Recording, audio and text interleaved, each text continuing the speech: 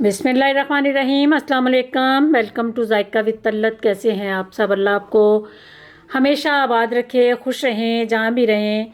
आज मैं आपको आपने इससे पहले बहुत सी रेसिपी आपने मैक्रोनीज़ की खाई होंगी। मैक्रोनीज़ बड़ी तरह तरह की बनती हैं, लेकिन आज जो मैं आपको रेसिपी बताने लगी हूँ वो इतनी क्रिस्पी और इतनी चटपटी सी मैक्रोनीज़ की रेसिपी है कि आप इसको एक दफ़ा बनाएंगे तो बार बार आपका दिल करेगा कि ऐसी ही बना के हम खाएं। चले मैं आपको बताती हूँ कि ये मैक्रोनीज़ किस तरह तैयार करनी है। एक बाउल मैंने एल्बो छोटी मैक्रोनीज़ ली हैं। ये देखें, एल्बो लेनी है आपने, वो दूसरी तरह तरह के डिज़ाइन होते हैं, वो वाली नहीं यूज़ करनी। ये वाली एक बाउल मैं मैक्रोनी ली हैं।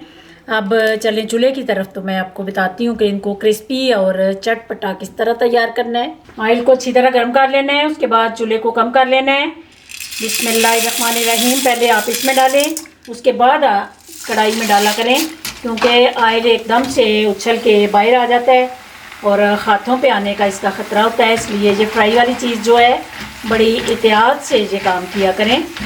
ये ऑयल को मैंने तेज़ गर्म करके अब चूल्हे को कम कर लिया है, तो आराम आराम से इनको क्रिस्पी करना है।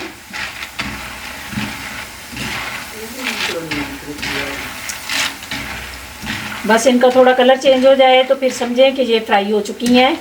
तो जब सारी की सारी नीचे बैठ जाएं, ये देखें सारी मैक्रोनीज़ नीचे चली गई हैं, इसका मतलब है कि अब ये निकालने के, ये देखिए कलर इनका चेंज हो गया है। बस अपने प्लेट रखनी है तो इनको निकालते जाना है।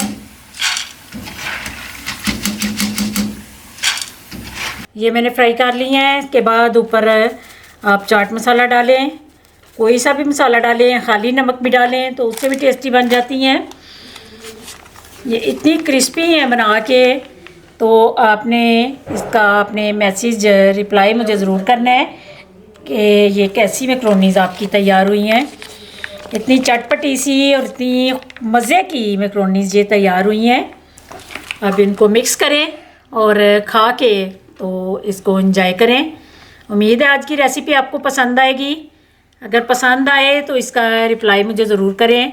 प्लीज़ मेरे चैनल पे अगर नए हैं तो सब्सक्राइब भी कर दीजिए।